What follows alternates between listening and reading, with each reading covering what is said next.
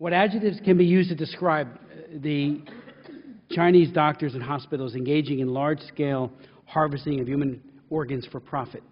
The ordinary words like concerned, disturbing, appalling, or shocking are inadequate, yet our ordinary humanity shies away from words like barbaric.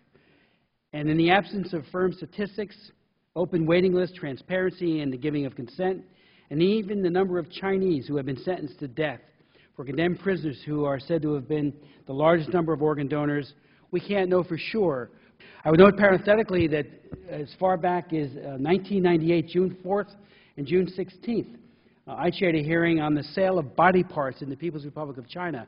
And we actually brought in a guard who brought in pictures. Harry Wu was one who arranged it. And he authenticated, and we had everything he said and everything he brought to us really raked over the coals to make sure it was accurate and there was absolutely no guile or mischief in his presentation. He sat right where you gentlemen sat and talked about how they would kill prisoners, mostly political and religious prisoners, but not execute them, but not kill them completely, take out the desired organs, and then finish the job of murdering that individual. And whatever was needed, kidneys, what is it that you need? They were able to put in the order, and then the wardens at various prisons would fill that order. The international transplant community, aware that their life-extending skills might be abused or might set in motion sales of organs by the poor or favor the rich, have over the years developed demanding protocols to assure that donations conform to strict ethical and procedural guidelines. The Chinese government says it is moving towards adherence to these standards. I'd say let's not hold our breath, let's trust, but verify. And in the absence of accurate information, can these assurances even be a little bit believed? All of this so far describes the ordinary transplant of such organs as kidneys, livers, lungs, hearts, and corneas, from those recently deceased to those who can use them. I am confident we will hear more from our witnesses about transplants in China and where that nation falls short of international standards and protocols. Mr. Chairman, reports from India, Malaysia, and Israel of their citizens who traveled to China for transplants that were botched, and the testimony of a few doctors and nurses now outside of China, give disturbing evidence that China has become a lawless zone, where medical skills are for sale for huge sums, where organs are said to come from prisoners. And again, we began documenting this back in 1998, and I'm sure it preceded even that, where high officials or transplant tourists with money need not wait for organs to become available because it's available because they execute a prisoner, where profit and power run over the law or medical ethics or pious pronouncements are made by the government that they're not doing this.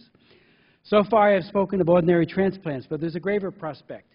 It is that the Chinese military doctors may be engaged in organ harvesting from living prisoners in Chinese camps and prisons.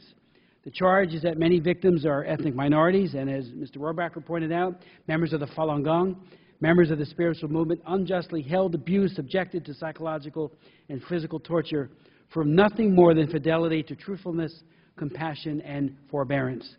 This possibility pushes, and this probability pushes us into the horrific beyond, the beyond that challenges our language, making barbaric too calm of a word. If this is true, even the powerful fraught legal team, crimes against humanity, a term I should say, seems inadequate, least of horror. For those who doubt that horror could be sanctioned by a modern state, I commend the recent article by one of today's witnesses, Ethan Gutman, and I ask that it be appended to the record of this hearing. In the article of the Weekly Standard from last December, he describes Xinjiang's procedure, removal of organs by teams of surgeons in medical vans immediately after executions. One doctor told him that some of the transplants came from still living victims, and that comports with what we heard from witnesses back in 1998 and since. He said the stories point to systematic elimination of China's religious and political prisoners, and of course they're making huge profits doing that. Without objection, I would, since we were late in starting, ask that my full statement be made a part of the record. But again, Mr. Chairman, I thank you for pulling this hearing together, because this barbaric human rights abuse must be stopped. But to stop it, we first have to further expose it, which is why we have this panel. Thank you.